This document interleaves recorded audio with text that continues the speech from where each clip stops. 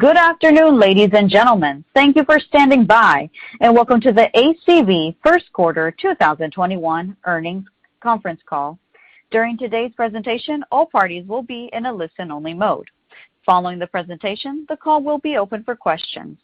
I would now like to turn the call over to Tim Fox, ACV's Vice President of Investor Relations. Please go ahead.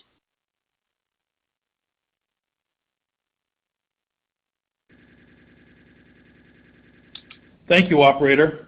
Good afternoon, everyone, and thank you for joining ACV's conference call to discuss our second quarter 2021 financial results. With me on the call today are George Chamoun, Chief Executive Officer, and Bill Zerella, Chief Financial Officer. Before we get started, please note that today's comments include forward-looking statements, including statements regarding future financial guidance. These forward-looking statements are subject to risks and uncertainties and involve factors that could cause actual results to differ materially from those expressed or implied by such statements.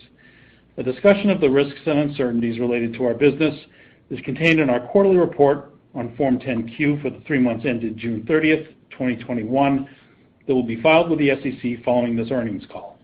Also during this call, we may present both GAAP and non-GAAP financial measures. Reconciliations to the most direct comparable GAAP financial measures are available in our earnings release, which we issued a short time ago. The earnings release is available on the Investor Relations page of our website and is included as an exhibit in the Form 8-K furnished to the SEC. Finally, we will be referencing our earnings presentation today, which you can find posted on our IR website. And with that, let me turn the call over to George. Thanks, Tim. Good afternoon, everyone, and thank you for joining us. Let me begin by thanking the ACV team for continuing to deliver superior value to our growing dealer network, which resulted in record second quarter results. I would also like to welcome our newest team members from Max Digital. We're excited to have you on board and look forward to working together as we deliver best-in-class data and digital technology to the dealer community. Turning to slide 3. I'll begin with highlights of our second quarter, then share some perspectives on the automotive market. As you can see, our momentum continued in the second quarter, where we transacted $2.1 billion of GMV and over 150,000 vehicles sold on our digital marketplace, both of which were records for ACV. In fact, we transacted more GMV in Q2 than we did during all of 2019. And we delivered very strong revenue of $97 million, representing 117% year-over-year growth. Our strong top-line performance can be attributed to 3 factors. First, we continue to execute on our proven playbook to grow market share by attracting new dealers into our ecosystem and by capturing additional wallet share within our existing dealership network. Second, historically high used vehicle values, along with historically low retail inventories, resulted in record quarterly GMV and ARPU, and also drove elevated conversion on our marketplace. And third, adoption of our value-added services accelerated quarter over quarter and was well above our expectations. Simply put, strong execution by the ACV team, along with continued customer adoption of ACV's suite of offerings and favorable market conditions, yielded truly impressive financial results. Turning now to the broader market backdrop, we have clearly been operating in uncharted territory over the past year on both the demand side and supply side of the automotive market. And these market dynamics contributed to record financial performance in the second quarter for ACV. As a reminder, in our first quarter earnings call, we provided an outlook for the balance of 2021 that assumed a more normalized environment, particularly around used vehicle values. I think it's fair to say that our timing was off by a few months, but the market is indeed turning. Wholesale vehicle prices, after peaking in early June, started to decline in July and continue to soften, which has been well documented by the industry data providers. The other half of the equation is supply. Last quarter, we also discussed how the lack of new car inventory due to chip shortages and other supply chain headwinds could factor in our 2021 performance in the second half of the year. In Q2, automotive franchise dealers generally had enough supply to support strong retail performance. However, there's an emerging view that the third quarter or perhaps fourth quarter could be the low water mark for retail supply. Of course, these market dynamics are transient. In fact, most industry participants see the new vehicle supply challenge recovering in early 2022, which would be a tailwind for trade-in volumes and benefit our wholesale supply. Ultimately, this is great news for ACV. A more normalized pricing environment allows buyers and sellers expectations to converge. More supply coming into the market feeds the top of the funnel, which in turn drives higher volumes in our marketplace. It will take a few quarters for these market dislocations to settle out, but in the meantime, we continue to execute on our plan and take market share. As Bill will discuss in more detail, we have again increased our outlook for the year and are now expecting to deliver approximately 60% revenue growth for the full year. For context, this is a full 20 points higher than our outlook at the beginning of 2021. To frame the rest of our discussion today, we will focus on the three top-level elements of our strategy to drive long-term shareholder value: marketplace growth, TAM and product expansion, and operating scale. Let me begin with marketplace growth. Turning to slide 5. We transacted 153,000 units in Q2, which was 74% growth year-over-year and 19% growth quarter-over-quarter. Due to the impact of COVID-19 on our Q2 2020 financial results, we included a comparison to Q2 2019, which, as you can see, was very strong at 174% growth.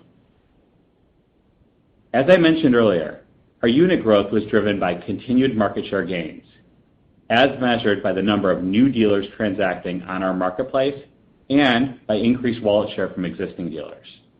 In fact, we added more sellers to our platform in the first half of 2021 than all of 2020. Unit growth also benefited from very strong customer conversion on our marketplace, which was driven by the low supply environment I spoke about earlier.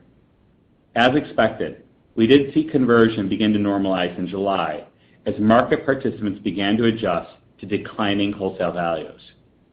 The record GMV transacted in Q2 was a tailwind for ARPU, reaching a new high. GMV per unit of $13,900 increased around 90% year-over-year, which reflects both higher vehicle values and an increased mix of frontline vehicles transacting on our marketplace. While elevated vehicle values are transient, a sustained mix of frontline vehicles on our marketplace could be a nice long-term tailwind for ARPU. Moving on to slide 6. We continue to make great progress towards our territory coverage goal of 160 by year-end. This will be about a 30% increase in our footprint since the beginning of the year and will position us to engage with nearly all the franchise dealers in the U.S. We have continued to attract great talent across our organization with some pretty ambitious 2021 goals. To put this in perspective, we ended Q2 with nearly 1,700 ACV teammates, effectively doubling our size over the past 2 years. Turning to slide 7. One of our largest teams at ACV is our vehicle inspectors. This team has grown threefold over the past 2 years, supporting ACV's hypergrowth while delivering highly differentiated services to our dealer network. And with increased territory density, along with new technology investments, we're beginning to scale this business, which is a key element of driving long-term operating leverage in our model. Moving on to slide 8. You can see that our strong unit growth and increased ARPU yielded nearly 100% our auction marketplace revenue growth and greater than 270% growth versus Q2 2019. Turning to slide 9. I'd like to highlight one of our offerings contributing to this strong unit growth, in this case, through consumer sourcing. You've been hearing a lot lately about direct consumer sourcing in automotive. ACV was an early mover in the category with our live appraisal offering. We enable our dealers to offer consumers an efficient and effective way to sell their vehicles in ACV's marketplace. We inspect these vehicles at dealer locations or in a consumer's driveway and deliver a real-time, market-based offer based on what dealers are willing to pay. Live appraisals has grown significantly in recent quarters. In Q2, year-over-year unit volume grew more than 150% and accounted for high single-digit percentage of our total volume. And we plan to expand our offerings to help our dealers compete for consumer-sourced inventory. Let me pivot to our second element of our strategy to drive long-term shareholder value, TAM and product expansion. Moving to slide 11. I would like to highlight another feature ACV launched that enables highly efficient vehicle sourcing for our dealers through programmatic buying.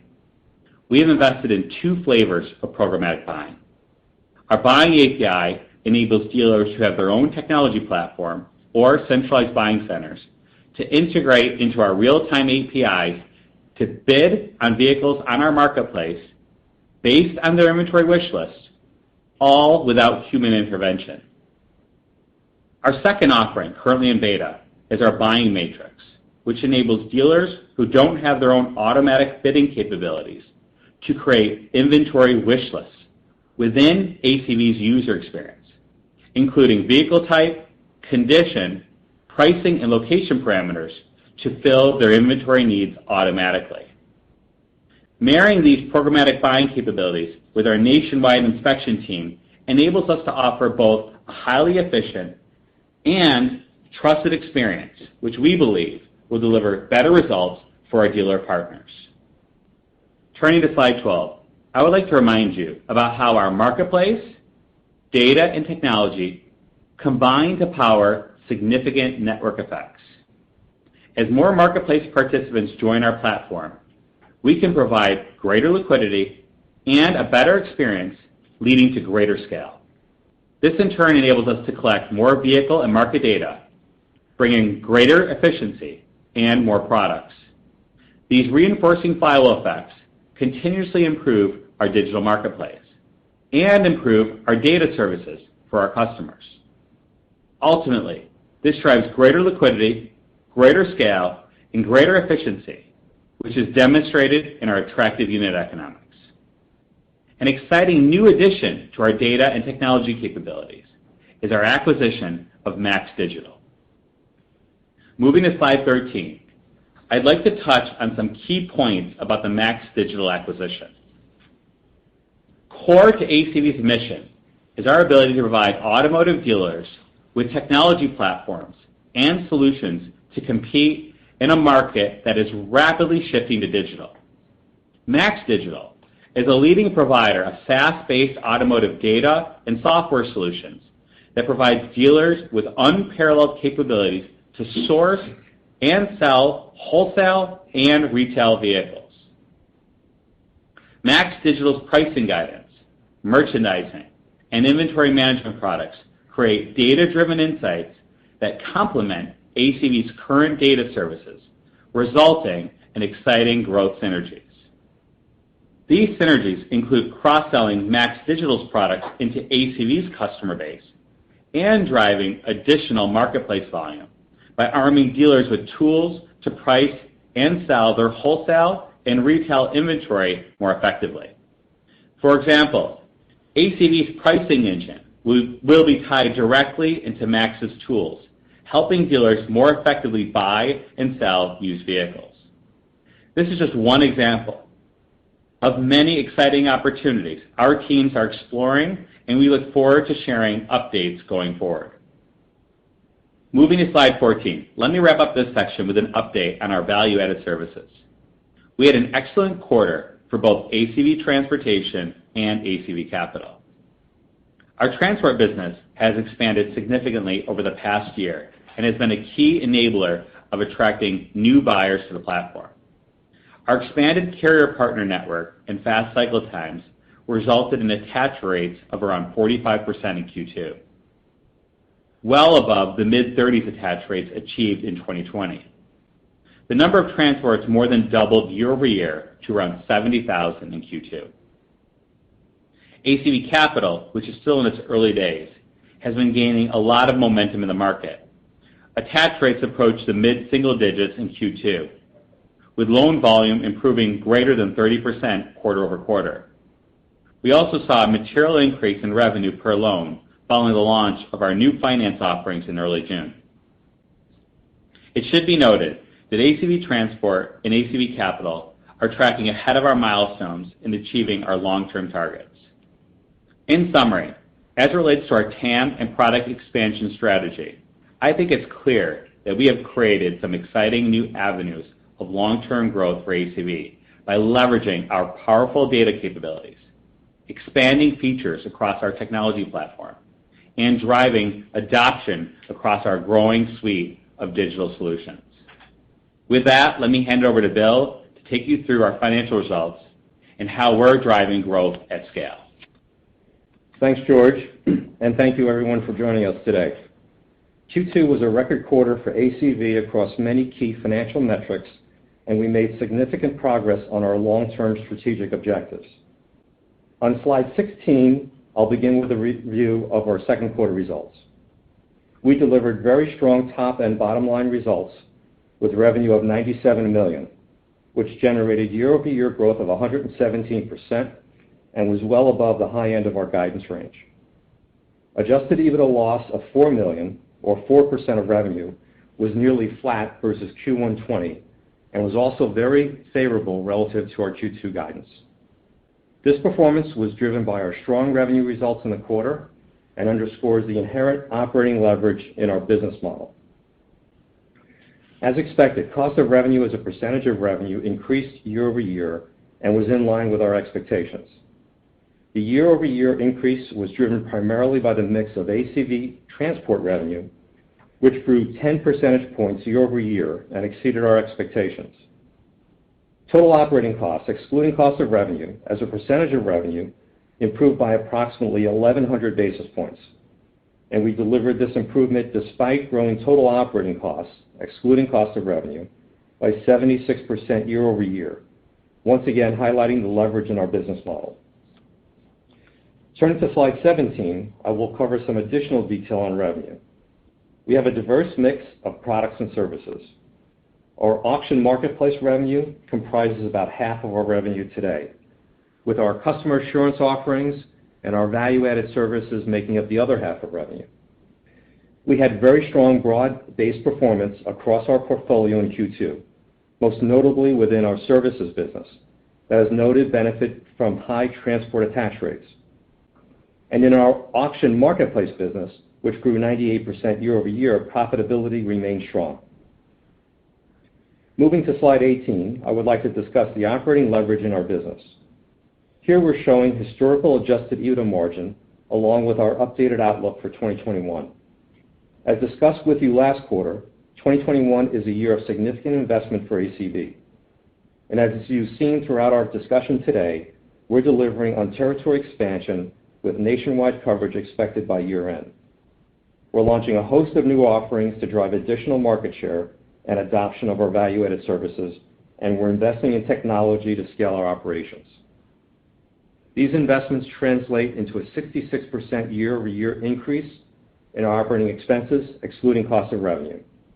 And despite this increase, our adjusted EBITDA margin is down just 400 basis points year over year, again highlighting the underlying operating leverage in our business model. Lastly, on operating leverage, note that we have absorbed Max Digital's expense base without impacting 2021 OpEx guidance, excluding cost of revenue. Now I'll turn to guidance on slide 19.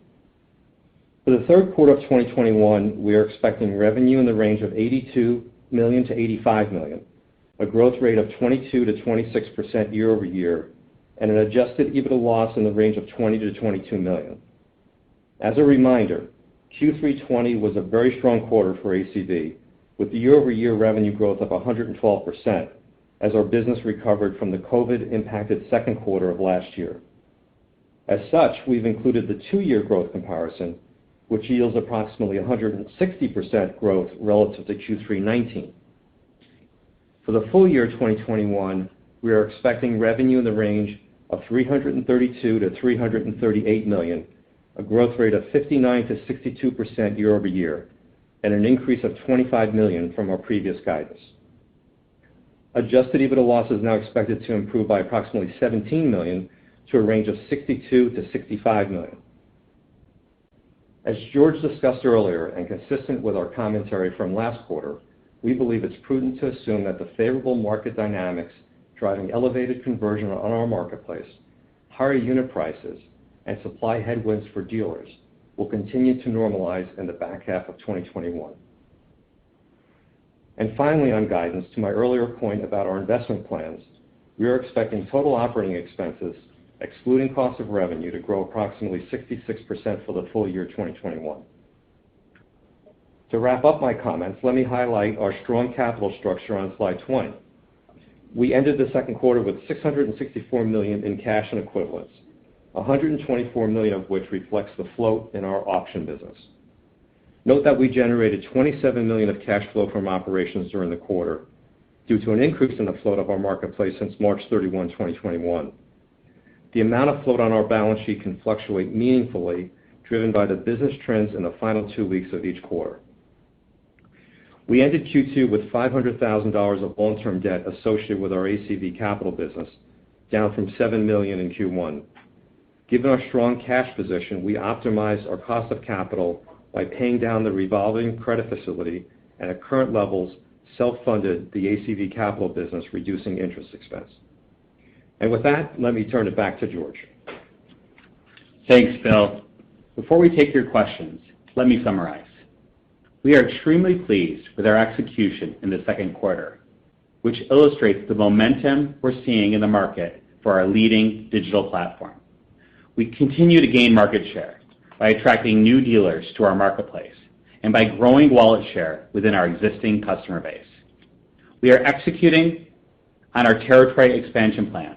We're launching exciting new offerings that further differentiate us in the market. And we strengthened our data services and digital platform with the acquisition of Max Digital.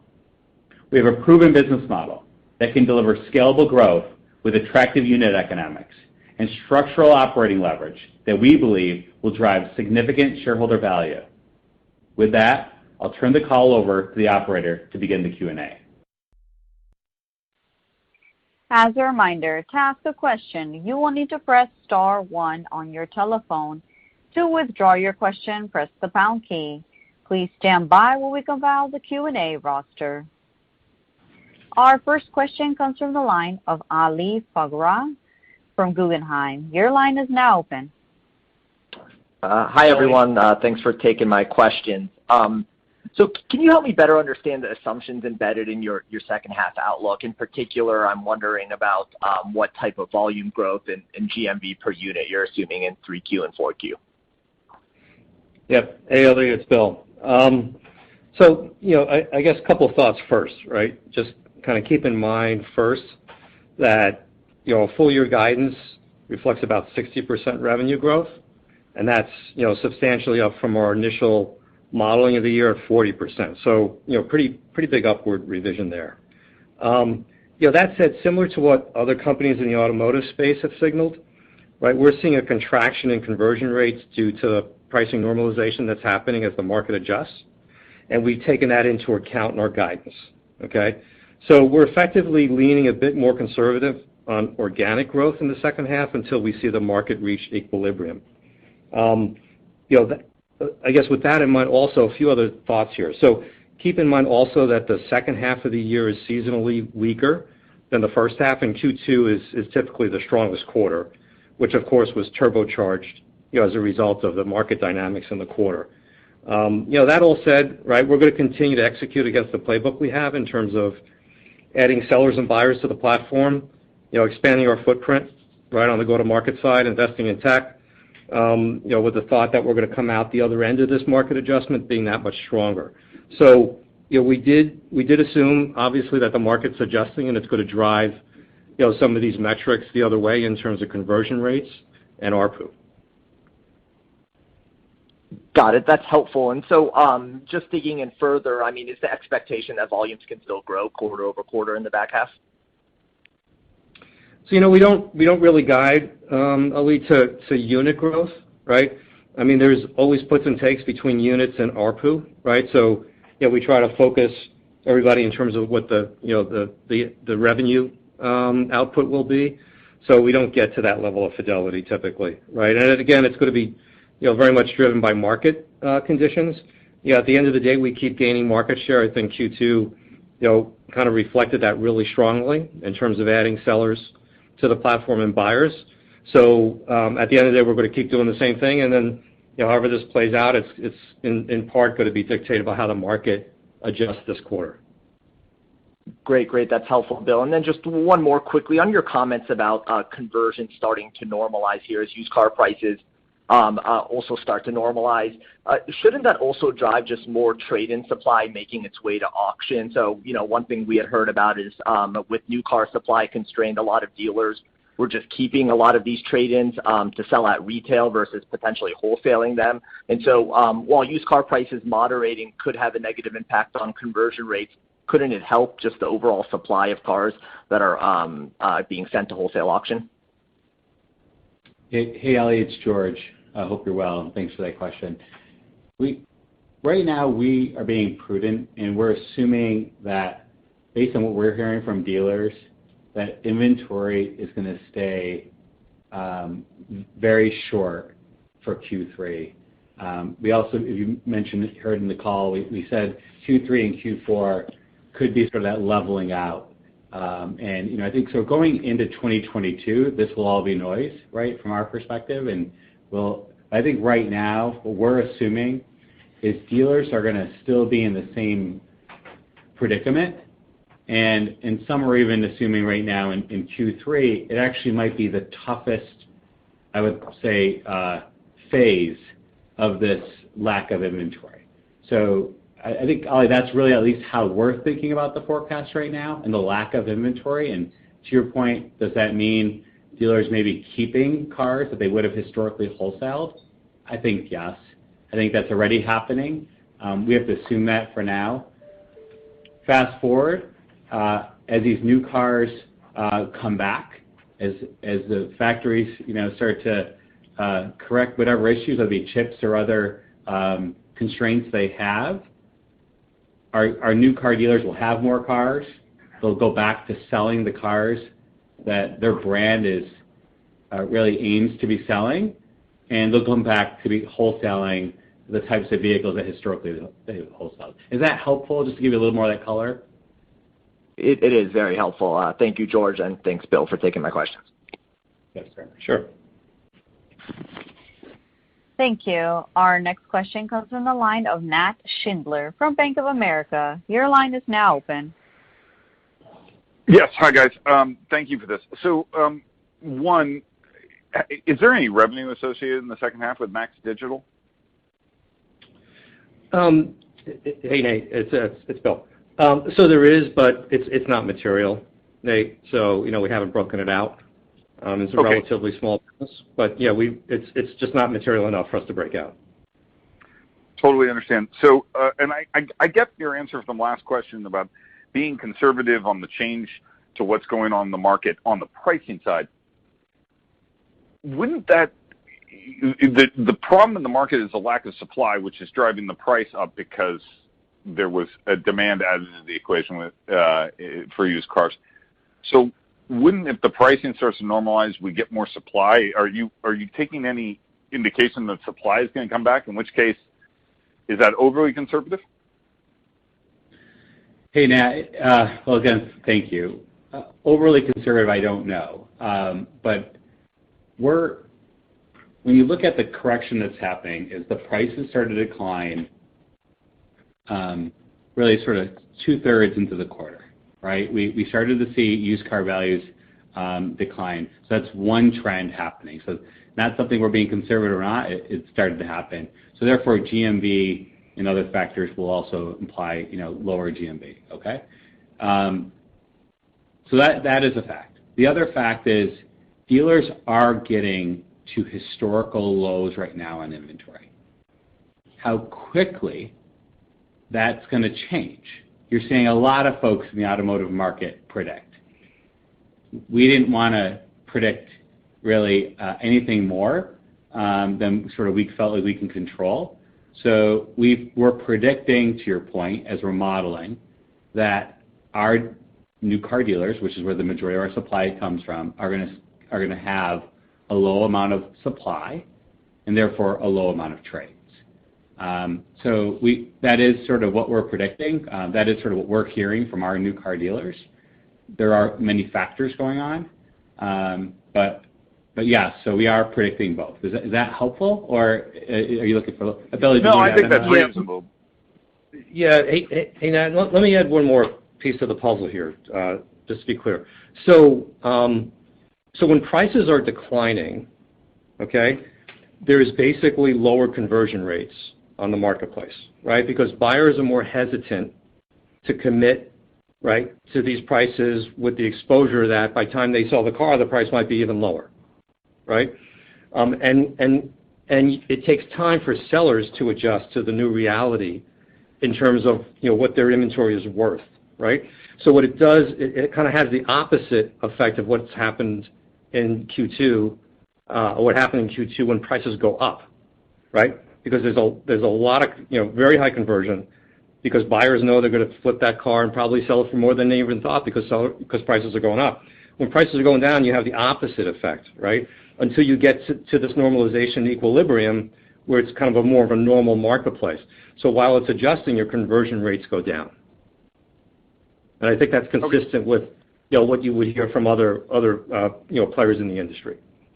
That makes perfect sense, but I was also wondering if, on the other side, when the Manheim Index was approaching 2 or going north of 2 and pricing was going crazy, I would think that dealers would just simply not sell their car into the auction because the longer they keep the car on the lot, the more valuable it was. Yeah, Nat, we had a great quarter. Yeah, it wasn't. So that worked. We're gaining a lot of sellers. We also mentioned that we had more, net new sellers this year added this first half of the year than we did all of last year. So we're gaining interest on the platform.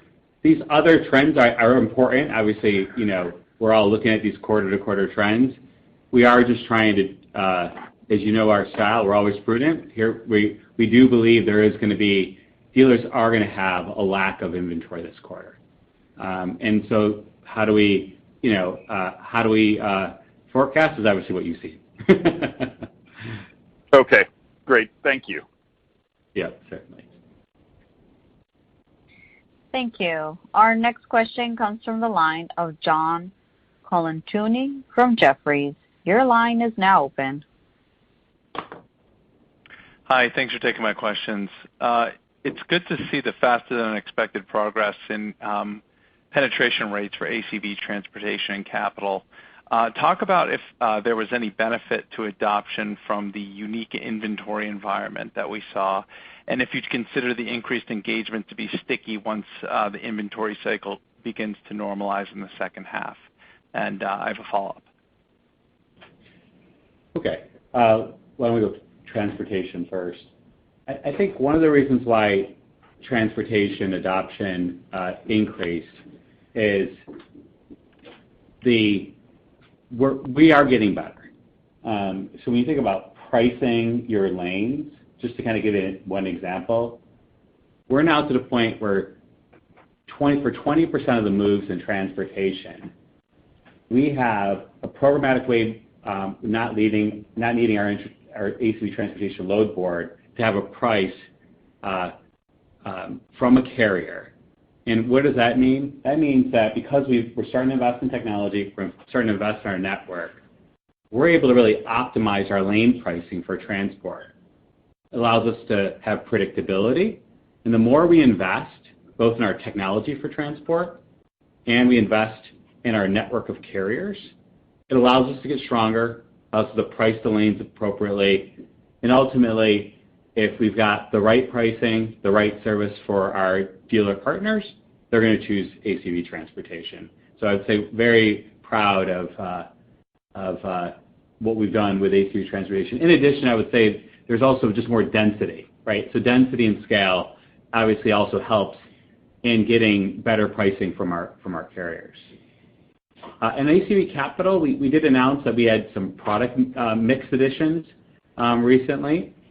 We are listening to our dealer partners. It's also the first time we're starting to market our product in our app. So think this was an early product we mentioned during the IPO. We mentioned words during the IPO process that it was nascent at the time. We're just starting to market the product. We're just starting to add additional staff.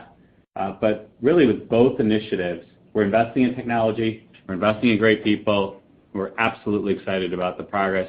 And the progress is, at or exceeding in both cases what we set out to do this year. Great, that's helpful. And now that you've developed capabilities behind consumer sourcing, which you mentioned in the prepared remarks, could you at some point start to leverage the connection you've now made between dealerships and consumers to become an online marketplace or platform for dealerships to begin selling retail-ready cars to consumers? Thanks. Thanks, John. As of right now, we're not yet planning or broadcasting to helping dealers sell cars to consumers beyond our tools. So, for example, within the Max Digital products, we have the industry-leading way to merchandise car by car, and some of the largest dealer groups in the country use this platform. And these are data tools. It helps, really market this one specific Ford 150 and exactly why this Ford 150 should be priced at $35,000 and has all this value. So we've got these unbelievable tools that now help dealers enrich their data, enrich their experience. As of right now, I would say as it relates to e-commerce, that's at least for today at all we're broadcasting on helping dealers. Where you are seeing us lean in and start to open up a little bit more on our strategy is dealers buying cars from consumers and dealers taking in trades and competing in this digital world.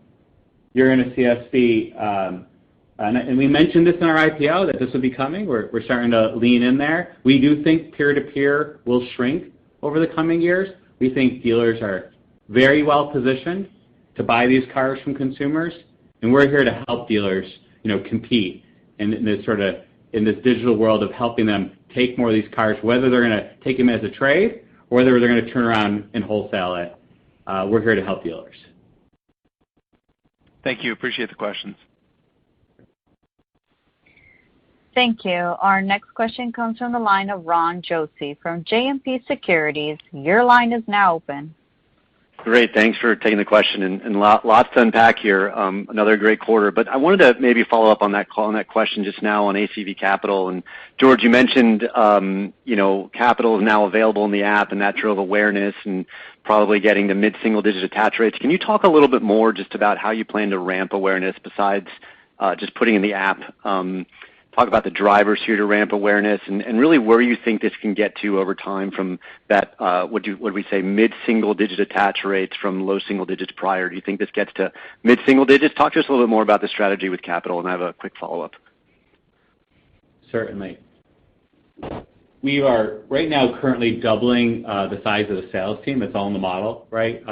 We now felt comfortable and ready. It was time to increase the specific sales team. And think about when ACV starts to have these, let's call them product sales teams. The product sales teams leverage the leads and relationship from the other account managers. So, we're already on the phone with, thousands and thousands of dealers a month. And these specialized teams, whether it be ACV Capital or Max Digital, et cetera, these teams now are leveraging the fact that we already have these relationships. But we are doubling the size of the ACV dedicated product sales team. We're really excited about that. Our expectations are in line with what for your second question, our expectations are in line with what we outlined while we're in the roadshow. Bill, you want to give a little bit more of our expectations where ACV Capital should be in the next handful of years? Yeah. Hey, Ron. So, if you remember, on the roadshow we talked about really getting to a 20% attach rate over 5 years, right? So I would say we're making really good progress this year. We'll most likely kind of update you and investors on that kind of longer-term path and whether or not we're getting there faster. We're certainly getting to our milestones a lot quicker on the transport side. But we're really happy with the progress that we're making on capital. And by the way, we're also not just investing in sales, we're investing on the tech side as well, right? So we're dedicating more resources to just continue to make our offering more compelling and competitive in the marketplace. So what I would just say at this point is we're making great progress. We're going to be looking at most likely in the order of 4x prior year revenue from capital. Granted, it was small last year, but over the next few years, it'll certainly become more meaningful. And look, whether we'll get there faster than 5 years, I don't want to comment at this point. I would just say that we're making really great progress, and obviously, as you and the other investors know, this is a very high margin business for us, so it will be accretive to margins over time. Perfect. That's super helpful. And then one quick follow-up. I think, George, you mentioned you added more, dealers on the network in the first half than all of last year. As we get to normalization in the market, whenever that is, maybe in the first half of next year or the first quarter, just talk about if you think that it will be easier to add sellers then, or is the environment going to be the same in terms of adding sellers? And I think you also said vehicle inspectors are up 3x in the last 3 years, so you're seeing progress of feet on the street. So just talk to us about adding more sellers as things normalize and whether it might get easier or not. Thank you. Yeah, certainly. So it seems obviously between our brand increasing, our network increasing, territory managers getting out into the field, it could be also going public, and all these factors, right? The ACV brand is out there. We're growing sellers in a very successful way, so we're very excited. Maybe a way to answer your question instead of will it grow even faster next year is our mix is also changing. So when you think about selection of assets on the ACV platform, you're noticing our GMV has gone up, and really some part of that is, yes, vehicle costs right now are higher, but part of this is the mix and selection has increased. So think, we will get, we think, a broader selection of vehicles as we grow. So that'll be part of the trend we think can happen going into next year. Our product mix is growing. So as we're adding on new dealers and we're successful from growing sort of from one product to multiple products. You've heard me talk about in a prior call private marketplace as an example. We've been adding, just as an example, about one dealer group a week coming on to private marketplace, which has been exciting. So think, yes, we'll keep adding more and more sellers. I don't want to predict it growing even faster at this point. But really excited about what's going on here, and so far the momentum and the scale is helping. And I believe the product mix is also helping. So when you look at this sort of broad strategy we've outlined to you a few months ago, is we're both a marketplace and data story. You're seeing that become true, right? We didn't say we're just a marketplace company. We had this vision. We're executing on this vision. And you're going to see us very focused on executing on both sides, marketplace and data. And I think it's in that mix we add tremendous value back to our dealer partners. And you add tremendous value to your dealer partners, it not only helps in retention, but helps us to grow more what they're considering to do with ACV. Hopefully that's helpful. It does. Thank you, George. Thank you, Bill. Thank you. Our next question comes from the line of Bob Labick from CJS Securities. Your line is now open. Good afternoon. This is Stefanos Crist calling in for Bob. Congrats on the quarter. Thanks, Stefanos. So you discussed your goal of expansion to 160 territories. Can you discuss the tight labor market and how, if at all, it's impacting your ability to fill those? Sure. First of all, on the territory manager side, we are slightly ahead of schedule. So we are on plan. We will, come back over the next few quarters, and I'm very confident to say we'll have reached sort of full coverage, sort of coast to coast. That we have the territory managers out there in the field to reach out to all the franchise dealers from a supply perspective in these other products. The other part of it, I would say, maybe also related to your labor question, is writing vehicle condition inspectors. We were just looking at some data earlier on this, and this was helpful to me, and would love to share.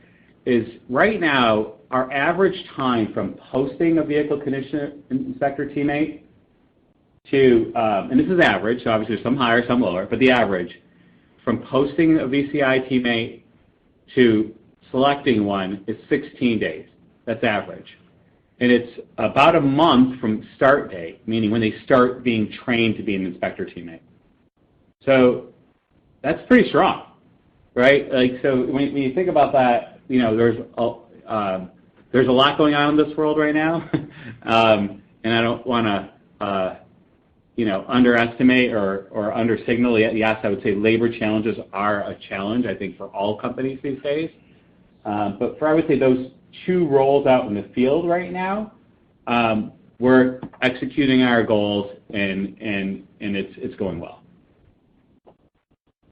That's great color. Thank you. Thank you. Our next question comes from the line of Rajat Gupta from J.P. Morgan. Your line is now open.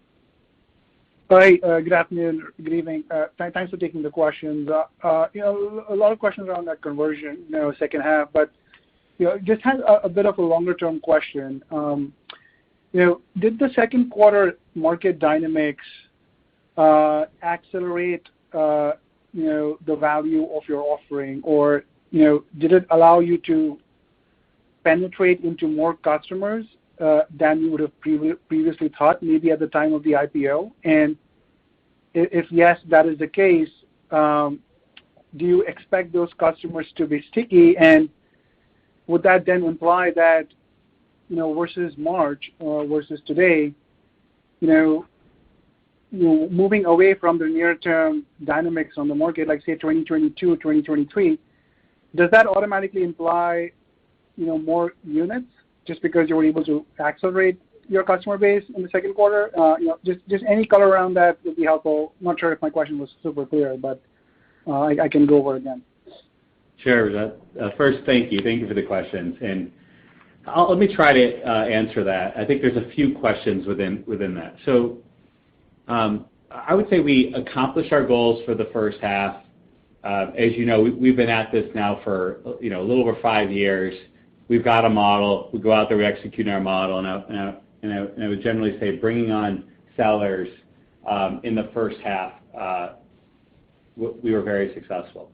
I would say the part that's different is most sellers have less inventory than in prior, let's say, last year, or let's say even 2019.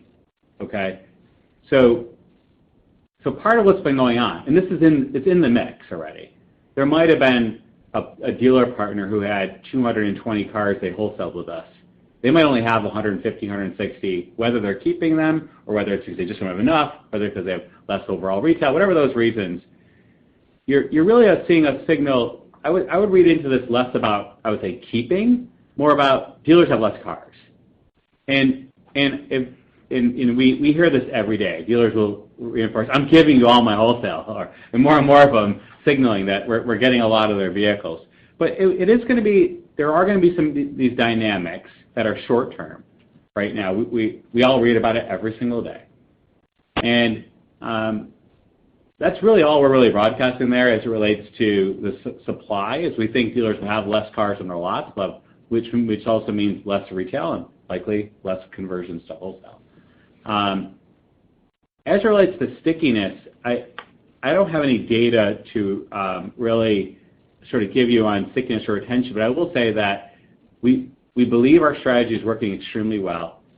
We believe this idea of not only being a great marketplace, but having this end-to-end platform of services is going extremely well. We believe offering more and more capabilities, investing in these partnerships, these dealer partners is going well. Investing in our team is going well. So I would say really no change on our belief of how any of these market dynamics are going to change retention. I think the other part, maybe the third part of your question, would be, could it accelerate our growth even more? And I don't know how to answer that. Bill, I don't know if you want to answer it, but I think at the end of the day, we're growing extremely well, and all these dynamics could mean accelerated growth, but obviously we can't speak to that. Yeah, I mean, what I would add is that, look, we've been, as George said, we've been really successful in adding, a lot of sellers on the platform, and obviously they've had a chance to see how we perform as a marketplace, right? And the mix has changed as well, so we're more broad-based, at least right now. To the extent, we come out the other end of this, adjustment in the market, and those sellers, feel good about the value add from ACV, then we should benefit, right? Whether it's more accelerated than would have been prior, I mean, it's kind of hard to say. All we could say is we feel really good about our penetration and market share gains. Got it. Okay, great. That's helpful color. I'll jump back in queue. Thanks, Vijay. Thank you. Our next question comes from the line of Alex Potter from Piper Sandler. Your line is now open. Great. Thanks for the question. Great quarter, guys. So I wanted to go back to a question that was asked earlier about how, I mean, obviously there's limited supply and prices are high. So all else equal, the dealers, if they can, should just sell the inventory they have to retail and not go to wholesale. And your response was, we just put up a great quarter, which is obviously, I think, indisputable at this point. But generally, market-wide, that dynamic is accurate, right? There's been a disincentive to push vehicles to wholesale, which implies that you guys are basically just running away with the market. And I don't think that's a secret anymore.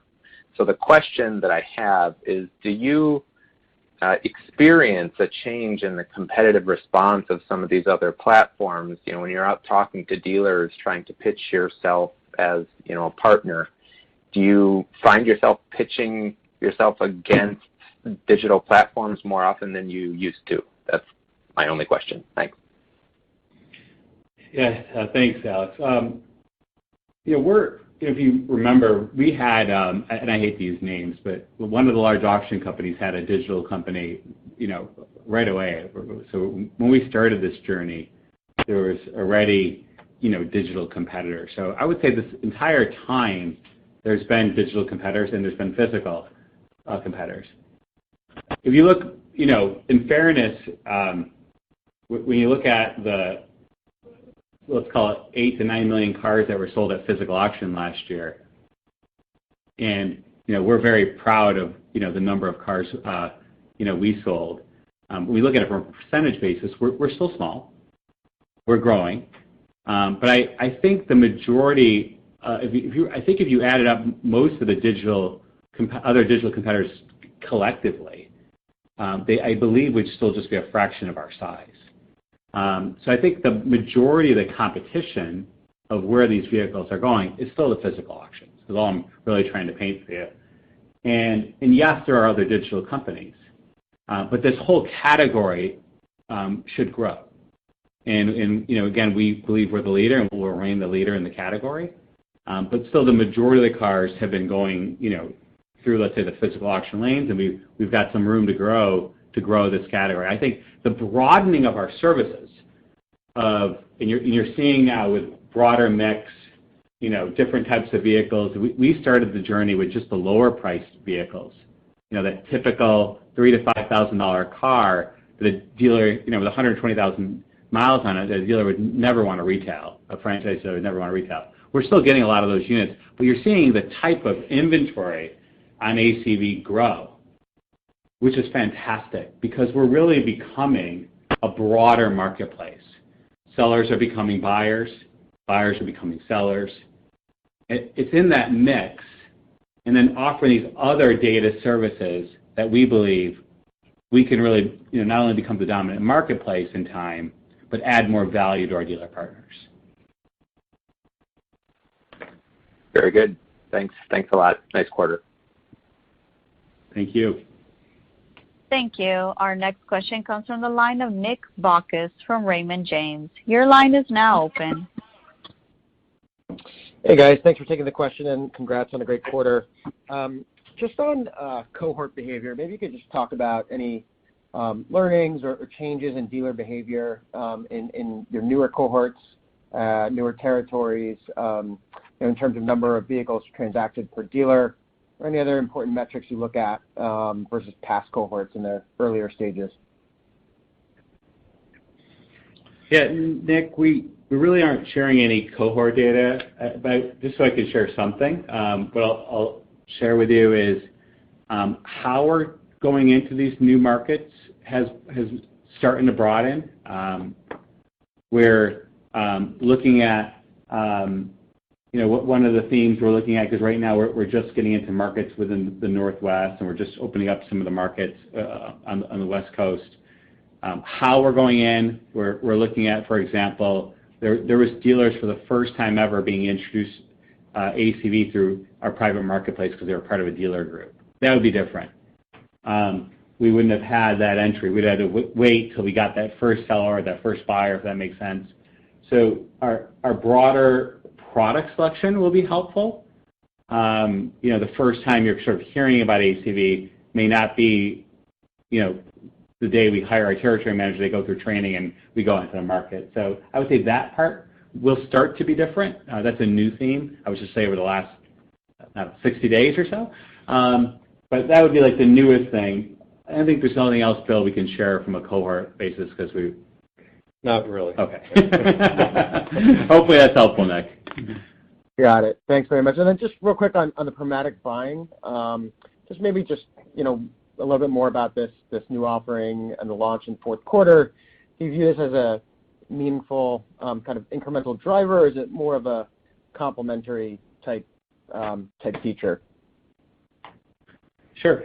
So there's two parts of our Programmatic Buying product strategy. The first part is live, and we've got some dealers who have already integrated with ACV. The dealers who integrate with us for our buying API tend to be larger dealer type groups that have a technology department and can and have what's called the internal technical resources to integrate with our API. So that product is live, and we're starting to integrate with additional dealer groups. What that product allows is a large dealer who has the technical capacity will automatically be putting bids on ACV without any human intervention. And not only picking the types of vehicles, but in addition to types of vehicles, it's condition and other factors. So think basically what a human would do in picking inventory. We're ingesting our condition report into the buying process so that their machines and our machines can help them at the end of the day, buy the vehicle. So that's live, and we're very excited to get that live. We were working on this part of our platform for a while, and we're so happy to get some dealer partners now using it, and the feedback has been tremendous. It's still early days, but we're actually seeing, for example, arbitration rates being lower than our averages for dealers buying, without having any human intervention, which is just awesome. So that's product one. That's the buying API. And I believe, I'm not sure, but I believe we're the first in the industry to do programmatic buying via an API, at least as far as I know. The second is we've started to build a buying matrix approach where dealers can, via a interface, select the types of vehicles they'd like to buy as well as condition. And so it's basically emulating what our API does, but it's an interface for the dealers that don't have the engineering team to integrate with us, right? So we're going to have both options. So think whether they have an engineering team, an ability to integrate, or if they are going to use our user experience. At the end of the day, they do the same thing. That product's in beta. That one's not live. We only have a few dealers using it today. Because I'm getting such positive feedback, I felt why not announce it. I usually wait till products are fully live, but the feedback we're getting is tremendous so far. So we'll be looking to launch that. And really, what does it do to your second part of your question is it adds a persistent demand into the platform for the vehicle segments that we have, whether it be one of our API buyers or one of our the preferences on the buyer matrix, we have this persistent demand. And persistent demand is helpful. And think about persistent demand plus the ACV marketplace demand. The two together is extremely unique. Because for some vehicle types, you really want an auction format, and you really want that competitive bids. And the API and our buying matrix actually, it's not just a separate thing. It actually delivers results into our 20-minute auction. So yeah, as you probably can tell, we're very excited about this. I can't wait to roll this out even further. Sounds exciting. Thanks for the time. Yeah, thanks, Nick. Thank you. Our next question comes from the line of Daniel Imbro from Stephens Inc. Your line is now open. Yep. Good afternoon, guys. Thanks for taking our questions and squeezing me in here at the end. Of course. Thank you, Daniel. Just on how the industry should change as supply-demand normalizes. Maybe first, so as conversion rates begin to tick down and it takes longer to sell the vehicle, does the capability of having land help you or hurt you win share? I mean, obviously dealers right now have plenty of excess capacity, but as lots begin to fill up, are you seeing more dealers ask you to start moving inventory off their lots? And if so, Bill, can you talk about your ability to flex your land capacity through either partnerships or buying land to service that demand? Yes, certainly. And so I'll go through both of those for you. So it doesn't seem like, at least this year, land will be much of a problem for franchise dealers. I don't know if you've driven by any lately, but there aren't many cars in these lots. So I would say digital, I believe, this is my opinion, is an advantage because at least you can try to sell it wholesale while it's still on your lot. You can debate between wholesale and retail.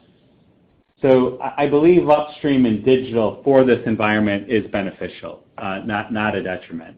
And I don't believe land, if maybe historically, let's say 10 to 15% of dealers historically had a land challenge as it relates to wholesale, whatever the right percentage is, you can guess 10, 15, or 20% of dealers had land challenges. Right now, it's an even lesser percentage.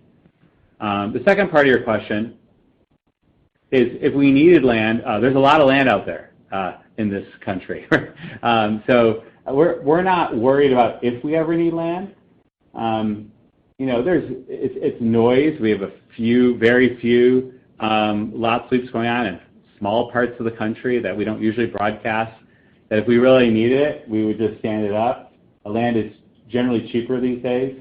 And it's really just not a problem. If we need it, we can just go and rent it from somebody we need it for. But right now, it's by far not, even in the top three things that are usually come up as like why they would go with us or not go with us. Land is not even in the top three at this point. Great, that's helpful. And then one just following up, I think earlier you mentioned helping dealers maybe source directly from consumers. Can you talk a little bit more about that service, how differentiated it is maybe from what some of your other peers offer? And then longer term, as you help dealers, source inventory maybe outside the auction channel, how do you balance, that longer term risk to them finding, ways to buy outside of your digital auctions and maybe directly from consumers? Just how you balance that long-term impact. Thanks. Yeah, certainly. So our dealer partners right now, look at it for our current products. One of our current products is called Live Appraisal. So what does that mean? That means our dealer markets to their consumers that they will pay more for the cars than others, than others who aren't using our live appraisal. Some might use ACV's brand in their marketing. Some may not use our brand. It's really up to them of whether or not they're going to use our brand. But the marketing would say something like this: Why have a local dealer or a national dealer, give you a price in your car when you can have one of the largest digital auction where having dealers across the country bid on your car? Get transparency, know what your car is worth, things like that. So our dealers are marketing to consumers that they're going to pay more because they've partnered with ACV, basically. Now, that might be an event on the dealer's lot where there's like a tent and imagine like coffee and like you go there and it's like an event, or it might be us going to a consumer's driveway and actually doing a 20-minute inspection and a 20-minute auction. So that was sort of, think about it, that's our first product and our dealers are enjoying this product because there's differentiation. They're not just, everyone's going to say we're going to pay the most for your car, right? It's almost going to become noise. I'm going to pay the most for your car. You're going to pay the most for the car. It's just going to be like, but why? How? Right? So at least they've got something to market, and our dealer partners, and that's expanded, quite a bit this year. We mentioned earlier how much live appraisal has grown. In addition, you're seeing us build tech and data and pricing capabilities that will help our dealers sort of compete more and more. We're alluding to that. The Max products will help because they're behind the scenes doing appraisals even when it doesn't go to currently our marketplace. There's additional products we're alluding to that will be coming as part of our product roadmap that will help dealers compete for consumer cars. So we love the category. We think our dealer partners are very well positioned to buy more cars from consumers. And you could sort of think about ACV's role as sort of the Shopify type of role for all these dealer partners. They need someone that has the scale, the nation's largest inspection network, the technology, the data, and that's what we provide for our dealer partners.